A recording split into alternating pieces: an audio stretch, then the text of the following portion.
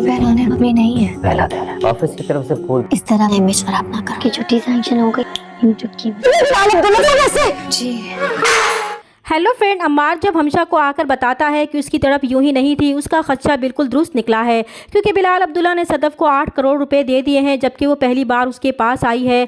तो ये बात हमशा को भी बहुत अजीब लगेगी और वो अम्मार को तसल्ली देगी कि वो अच्छी तरह जानती है कि सदफ ऐसी लड़की नहीं है, ज़रूर इसके पीछे इसकी कोई बड़ी मजबूरी होगी जो वो किसी को बताना नहीं चाहती।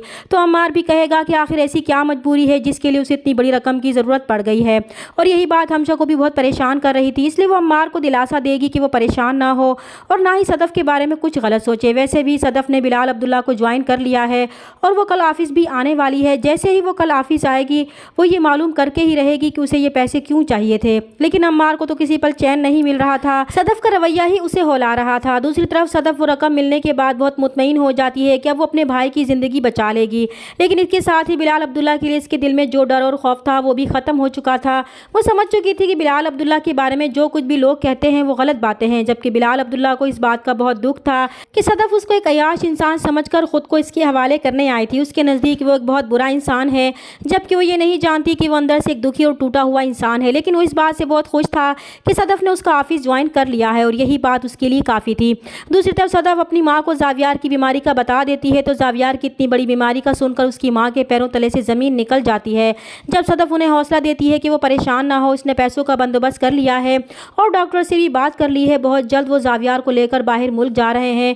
तो सदफ की माँ बहुत परेशान हो जाएगी कि उसने इतने ज़्यादा पैसों का बंदोबस्त कैसे किया, जबकि उनका ये घर भी इतनी मालियत का नहीं है। जब सदफ रोते हुए नजरें झुका लेती है तो इसकी माँ को समझ आ जाता है कि वो बिलाल अब्दुल्ला के पास क्यों गई थी, और ये सोच कर ही इनके होश उड़ जाते हैं और वो सदफ से इस बात की तस्दीक के लिए पूछती हैं कि क्या उसने बिलाल अब्दुल्ला से ये पैसे लिए हैं। तो सदफ की हाँ कहने पर उनके हाथ से शीशे का गिलास गिरकर टूट जाएगा, क्योंकि मिर्ज़ा साहब से वो बिलाल अब्दुल्ला के बारे में सब सुन चुकी थी कि वो बहुत अय्याश इंसान है और ना जाने इसने रकम किस शर्त पर सदफ को दी है।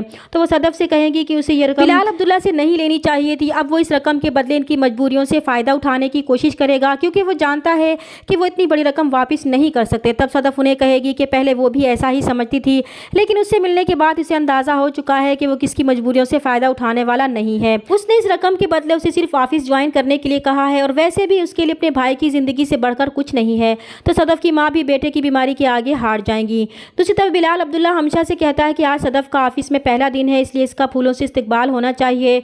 और फिर जैसे ही सदफ ऑफिस आएगी तो बिलाल अब्दुल्ला इसके लिए फूलों का गुलदस्ता भेजेगा। तो सदफ भी मुस्कुराकर वो गुलदस्ता ले लेती है।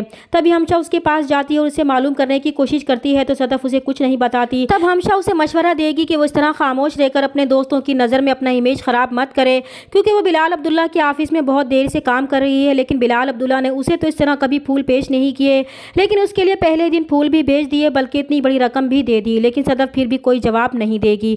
इधर अम्मार भी सदफ पर बिलाल अब्दुल्ला की मेहरबानियां देखकर परेशान हो जाता है।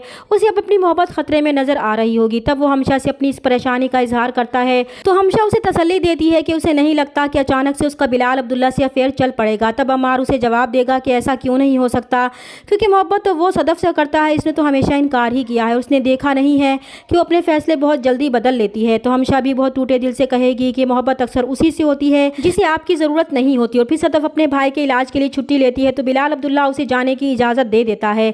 तब हमशा बिलाल अब्दुल्ला से पूछ ही लेती है कि वो सदफ की हर बात इतनी जल्दी क्यों मान लेते हैं। तब बिलाल अब्दुल्ला उसे जवाब देगा कि जिस इंसान को वो जान लेते हैं तो उसकी हर बात भी वो मान ही लेते हैं।